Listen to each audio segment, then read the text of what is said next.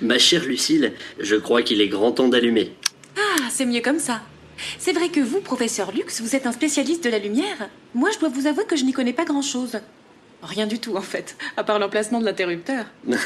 Tu n'es vraiment pas la seule, rassure-toi. Nous vivons tous avec elle et pourtant peu de gens savent vraiment ce qu'est la lumière. Vous pourriez me l'expliquer? Bien sûr. Est-ce que tu sais que la lumière est en fait un rayonnement électromagnétique? Un ray magnétique? Bien sûr, enfin, pour qui me prenez-vous, professeur? Non, bon, j'avoue, en fait, non. L'œil humain ne voit qu'une infime partie du rayonnement électromagnétique. C'est ce qu'on appelle le spectre visible. On dirait un arc-en-ciel? Eh bien oui, le spectre visible contient toutes les couleurs que l'on perçoit. Cela va du rouge jusqu'au bleu. Du rouge en dessous duquel nous allons trouver les infrarouges que l'œil ne perçoit pas. Comme les lunettes pour voir la nuit. Eh oui, tout à fait. Les infrarouges sont émis par les objets et les êtres vivants en fonction de leur chaleur. Les lunettes pour voir la nuit fabriquent une image à partir des variations de température. Ah, Ensuite viennent les micro-ondes, celles que l'on utilise maintenant dans les cuisines. Puis celles qui transportent le signal pour la télévision, la radio et enfin les ondes utilisées par les radars. Et l'autre bout du spectre visible, après le bleu, il y a les ultraviolets. que l'on ne voit pas mais qui nous font bronzer. Oui, mais qui peuvent aussi brûler et donner des coups de soleil. Ensuite, nous avons les rayons X. Ceux qu'on utilise pour faire les radios? Exactement. Ensuite, les rayons gamma, comme ceux produits par une explosion nucléaire. Brrr, on ne veut pas de cela. Non, c'est vrai. Et enfin, les rayons cosmiques. Alors finalement, dans tout ce rayonnement Rayonnement électromagnétique. on ne voit pas grand-chose. C'est vrai. Et ce pas grand-chose, c'est la lumière. Et quand il n'y a pas de lumière, on ne voit rien du tout.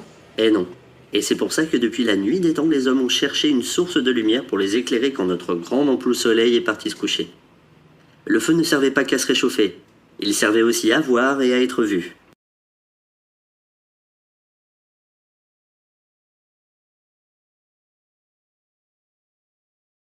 Et en parlant de voir, sais-tu comment fonctionne la vision? Dans notre œil, il y a 3 éléments essentiels.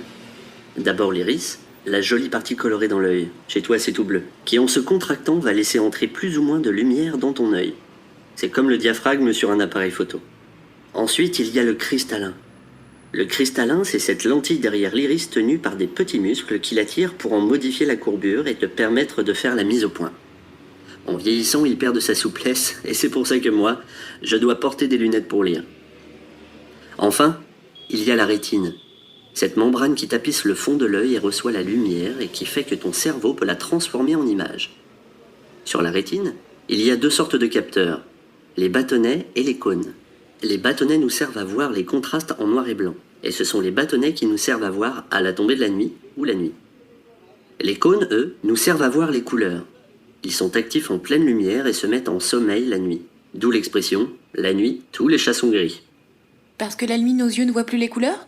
C'est ça, en tout cas on les voit moins bien. Dans l'obscurité, nous voyons principalement grâce à nos bâtonnets et certaines couleurs comme le bleu se voient beaucoup mieux que les autres. Et est-ce que tu sais que les chats ou les chiens par exemple n'ont pas de cônes sur leur rétine, juste des bâtonnets? Ah non, je ne savais pas. Les chats et les chiens ne voient pas les couleurs? Eh bien non. Pour voir les couleurs, il faut des cônes. Alors pour les chats, il n'y a pas que la nuit qu'ils sont tous gris? Non.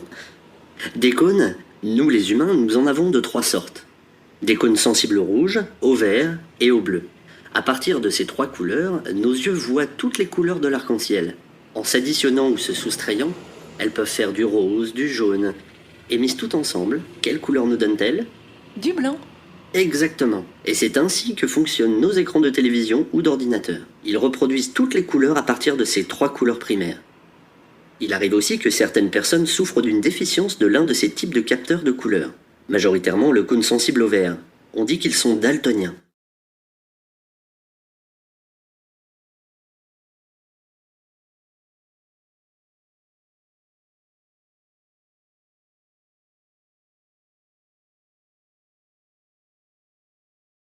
Et alors justement, au sujet des couleurs, pourquoi parle-t-on de couleurs chaudes et de couleurs froides? C'est ce qui traduit l'ambiance et qu'on appelle la température de couleur. Elle se calcule en Kelvin. Mais il faut justement se méfier car en Kelvin, les couleurs froides ont une température plus élevée que les couleurs chaudes. C'est à l'envers, quoi. Oui, si on veut. Pour trouver une équivalence, on pourrait par exemple regarder comment le métal réagit à la chaleur. Sous la flamme, le métal va commencer par rougir, puis devenir plutôt jaune et enfin atteindre le blanc en s'approchant de sa température de fusion. C'est comme dans l'expression « chauffer à blanc ». De la même façon, Sur une cuisinière à gaz, la partie bleue de la flamme est la plus chaude. La température de couleur change suivant l'éclairage, mais aussi suivant les moments de la journée. Pour simplifier, on pourrait dire que le matin elle est légèrement bleutée, environ 6500 Kelvin, et qu'à midi, quand il fait beau, elle est plutôt dans les blancs jaunes, à 5600 Kelvin. En cas de temps nuageux, la lumière du jour peut devenir encore plus bleutée, jusqu'à 10 000 Kelvin. Quand il fait moche, les couleurs sont froides, c'est logique. L'éclairage peut changer la manière dont tu perçois ton environnement, autant psychologiquement que d'un point de vue de la perception de l'espace. Les températures basses, rouges, vont baigner ta pièce dans une lumière qui rappelle celle d'un bon feu de cheminée et créer un espace chaleureux propice à la détente. Un éclairage neutre ou froid réveillera ton attention et sera lui propice au travail par exemple. Mais les luminaires et l'éclairage font aussi partie de la décoration intérieure.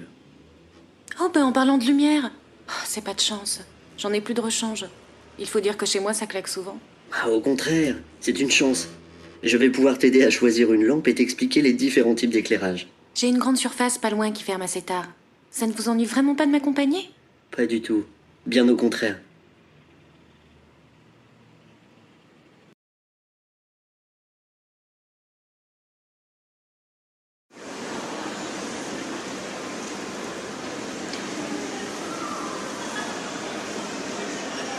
Pas facile de s'y retrouver. Tu vois, lorsque l'on parle de lumière artificielle, il y a 3 grandes familles. Les lampes à incandescence, les lampes à luminescence ou fluorescentes, et une nouvelle venue, les lampes à LED. Les lampes à incandescence, communément appelées ampoules, comme celles que tu tiens dans la main, sont scindées en 2 groupes. Les lampes standards et les halogènes. À l'exception des lampes halogènes, les lampes à filaments sont en train de disparaître. Ah bon? Mais pourquoi? Eh bien parce qu'elles consomment trop d'énergie et puis elles ont besoin d'être remplacées très souvent. La preuve. Les ampoules à incandescence ont aussi des avantages. Elles éclairent très bien et ont un excellent rendu des couleurs.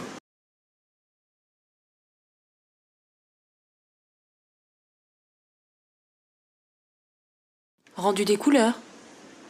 Tu te souviens de ce que je t'expliquais concernant les couleurs et le spectre visible par notre œil? Pour être vues, les couleurs doivent être présentes dans la lumière. Sous un faible éclairage ou sous une lampe avec un faible indice de rendu des couleurs, les couleurs apparaissent moins bien. C'est le cas de certains éclairages publics. On le voit sur les routes notamment. Ou dans les tunnels.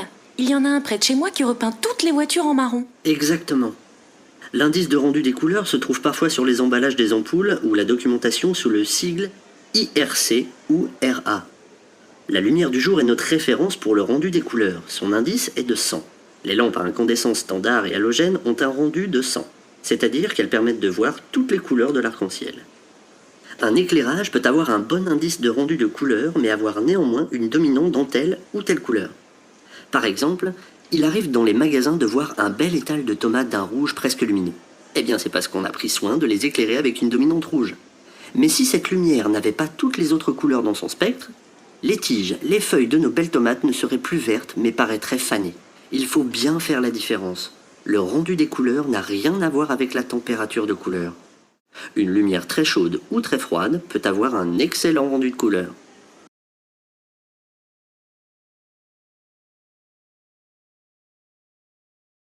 Et l'autre sorte d'ampoule, de lampe, celles qui sont à luminescence, c'est bien ça, luminescence? C'est tout à fait ça. Celles-là éclairent un tout petit peu moins bien et ont un rendu de couleur plus variable, allant de mauvais à satisfaisant. Cependant, les éclairages à luminescence s'améliorent et offrent surtout 2 gros avantages. Ils consomment très peu et ont besoin d'être remplacés beaucoup moins souvent. À partir d'un indice supérieur à 80, le rendu de couleur est satisfaisant. Et depuis avril 2010, les indices inférieurs à 80 sont interdits à la vente. Et à quoi elles ressemblent, ces lampes? Soit à des tubes fluo, ceux qu'on appelle souvent à tort néon, ou bien celles-ci qu'on appelle fluocompactes. Afin de limiter la consommation d'énergie, ces lampes vont peu à peu remplacer toutes les anciennes. C'est ça, les lampes basse conso? Exactement. Mais celle-là ne fait que 11 watts et mon ampoule en faisait 60. Elle va forcément éclairer beaucoup moins bien. Non, pas forcément. Vois-tu, l'avantage de ces lampes, c'est qu'elles sont plus efficaces. 11 watts éclairent presque autant que ton ampoule de 60 watts.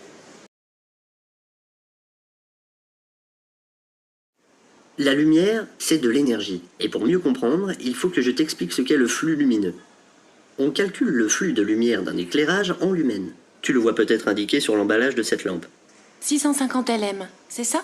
LM pour lumen. C'est la quantité de lumière émise par seconde. Alors pour comprendre ce que l'on définit par flux de lumière, je vais prendre l'exemple d'une pomme de douche. Sur une pomme de douche, on peut calculer la quantité d'eau déversée en 1 seconde, en mètres cubes. Eh bien c'est le même principe. La quantité de lumière émise en 1 seconde va se calculer en lumen. Si je reprends mon exemple de la douche, et si je compare la lumière à l'eau qui en sort, je dirais que ce qu'on appelle éclairement, c'est l'eau qui vient remplir le bac à douche. On a donc un rapport entre la surface sur laquelle l'eau de la pomme de douche atterrit et la puissance du flux. Appliqué à la lumière, cela donne le rapport entre les lumens et la surface en mètres carrés qu'on appelle éclairement, et qu'on calcule en lux. Comme le professeur Lux. Avoue que je porte bien mon nom. Alors évidemment, le niveau de lux varie énormément entre un espace en plein soleil à 100 000 lux, un espace ombragé, un intérieur, ou bien une nuit pleine lune à 0,25 lux.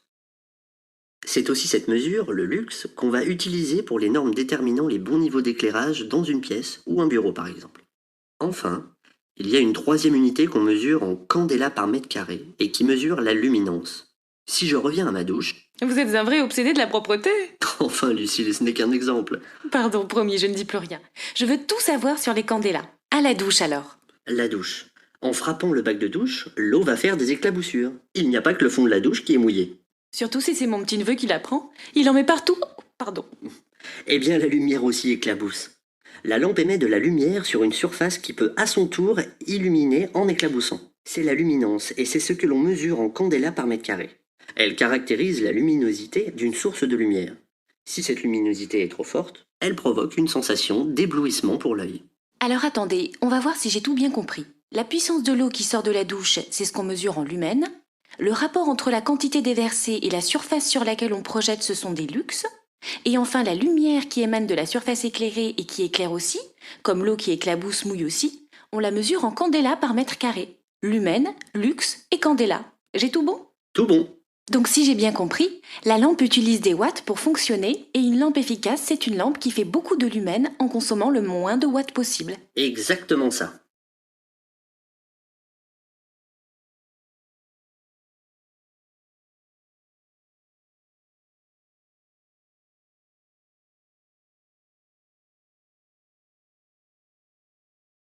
Et alors vous parliez tout à l'heure d'une troisième famille, les lampes à LED. Elles sont aussi efficaces ?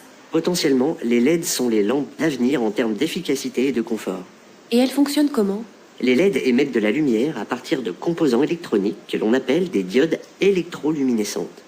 C'est une lumière électronique, que l'on retrouve aussi bien sur les écrans de télévision dernier cri que sur nos ordinateurs. Et pourquoi vous dites que ce sont des lampes d'avenir ?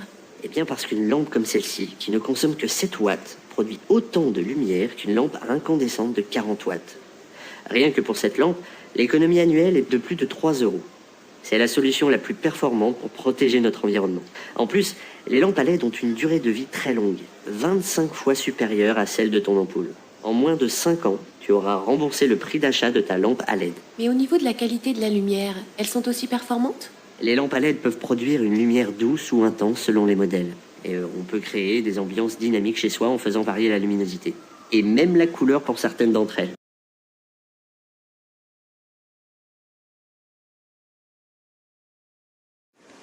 Alors maintenant, je suis super calée en lumière, mais je ne sais toujours pas quoi prendre pour remplacer mon ampoule. Dans une pièce à vivre comme ton salon, pas juste un lieu de passage, je pense qu'une lampe fluo compacte comme celle que tu as là fera très bien l'affaire. Et je vais faire des économies ? Aujourd'hui, tes dépenses d'éclairage doivent avoisiner les 40 € par an. Avec ces nouvelles lampes, tu vas pouvoir réduire ta facture de moitié. Bah vendu, je prends celle-là.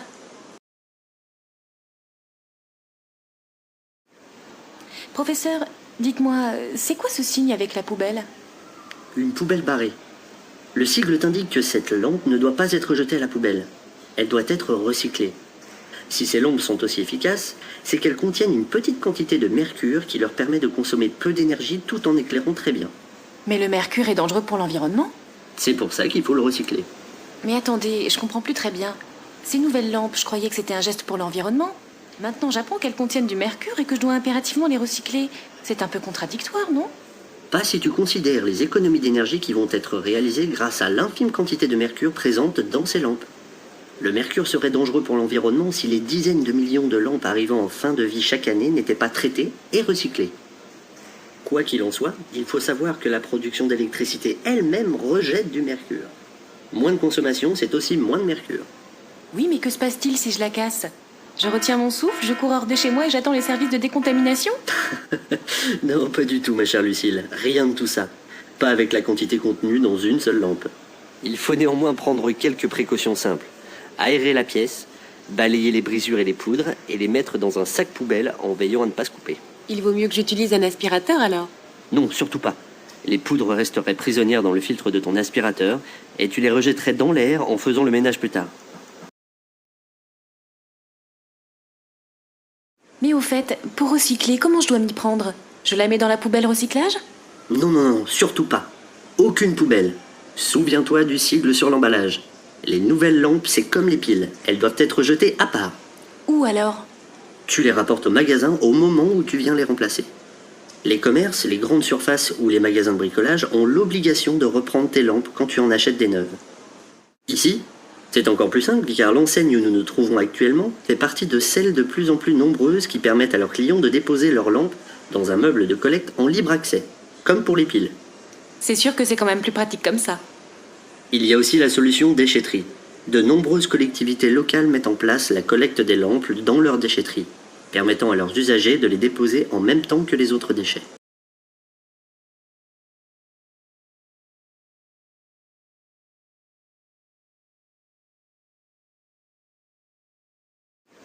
Excusez-moi, je n'ai pas pu m'empêcher d'écouter ce que vous disiez et vous semblez en savoir un bout. Vous savez comment ça se passe pour les professionnels? Je travaille dans une entreprise d'électricité et tout ça, c'est encore nouveau pour nous ou nos clients. Je parie que vous allez encore savoir répondre à celle-là. Bien sûr. Pour les entreprises, les collectivités, les administrations, qu'elles détiennent d'importantes quantités de lampes usagées ou pas, il y a 3 solutions. Il est trop fort. Oh, pardon. Tout d'abord, comme pour les particuliers, vous pouvez déposer vos lampes en déchetterie gratuitement en magasin chez votre grossiste habituel.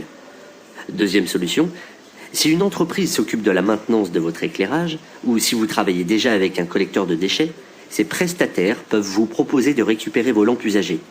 Les conditions financières de ce service sont à négocier avec eux. Troisième solution, si vous devez vous débarrasser régulièrement d'importantes quantités de lampes usagées, vous pouvez faire appel directement à Récilum qui se chargera de récupérer vos lampes gratuitement si les volumes sont suffisants. Récilum? Récilum, c'est l'éco-organisme qui, sous le contrôle de l'État, orchestre la filière de collecte et de recyclage des lampes usagées. Ampoules basse consommation, tubes fluorescents, lampes à LED. Récilum est une société sans but lucratif financée par l'éco-contribution incluse dans le prix de vente des lampes. C'est Récilum qui permet aux fabricants, aux distributeurs et aux utilisateurs de lampes de remplir leurs obligations légales. Donc on rapporte nos lampes et c'est Récilum qui s'occupe du recyclage. C'est ça. Merci, je comprends mieux maintenant, hein. Merci beaucoup.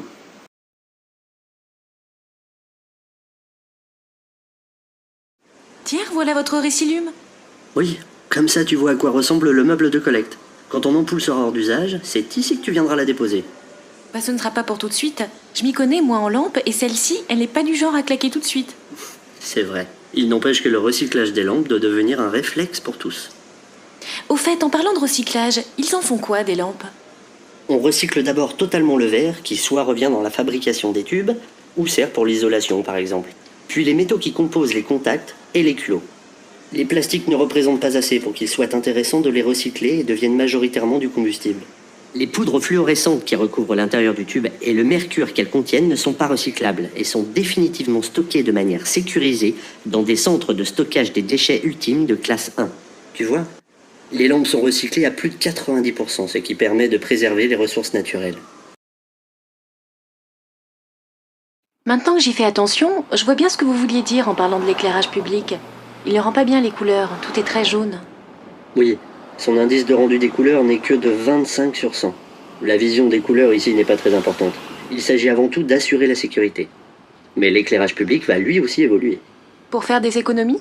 Des économies d'énergie bien sûr, mais aussi limiter la pollution lumineuse. Un lampadaire, boule par exemple, éclaire plus le ciel que le sol. Nous n'avons pas besoin de dépenser de l'énergie pour éclairer le ciel, et de plus, nous pourrons ainsi mieux voir les étoiles. Mais l'éclairage public n'est pas seulement destiné à la sécurité ou à un rôle purement pratique. Il compte aussi dans l'ambiance et peut mettre en valeur des bâtiments. Oui, c'est vrai. Il y a une petite église près de chez moi. Le jour, elle ne paye pas de mine, mais la nuit, elle est presque magique avec ses jolies lumières. Et c'est parfois un vrai travail d'artiste. Un bel éclairage demande beaucoup de créativité. Si on se contente d'une approche classique, c'est-à-dire un éclairage frontal et général, il faut non seulement avoir le recul nécessaire, mais aussi une puissance peu compatible avec les impératifs d'économie d'énergie qui nous concernent tous. Comme c'est le cas de près de chez toi, on peut résoudre ces deux problématiques en ayant recours à des dispositifs plus petits et plus nombreux. C'est exactement ça. Il y a même différentes couleurs sur la façade. C'est vraiment très joli. Vous êtes arrivé, professeur. Merci beaucoup, Lucille. Tu sais quoi, je passerai te voir demain en fin de journée à ton bureau. Je veux vérifier que ton espace de travail est bien éclairé.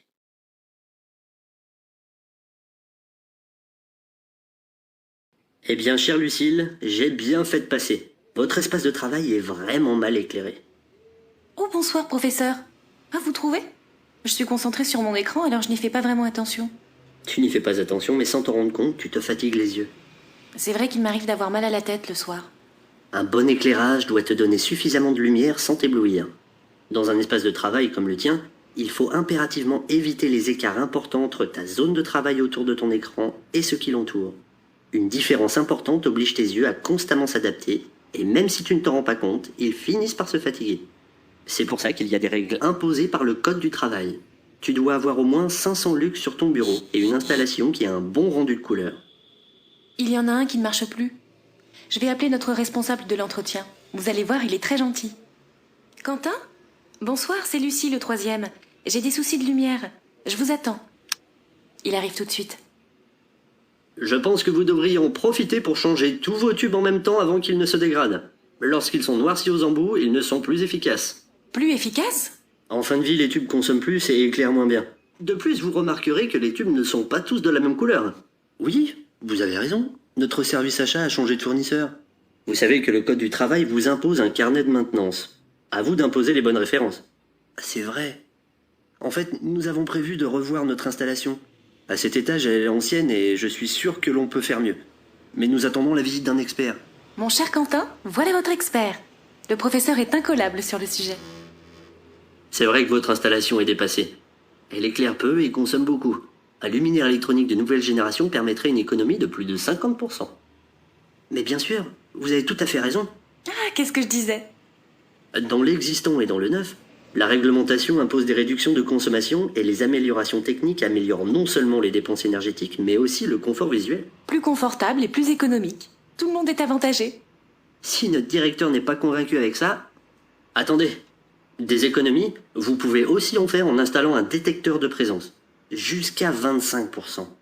Aussi, le bureau de Lucille est sûrement bien ensoleillé en journée. Une cellule de détection de lumière du jour pourrait doser votre éclairage et diviser par 5 votre facture d'électricité. Le directeur ne sera pas seulement convaincu, vous êtes bon pour une augmentation. Merci, professeur. Merci, professeur.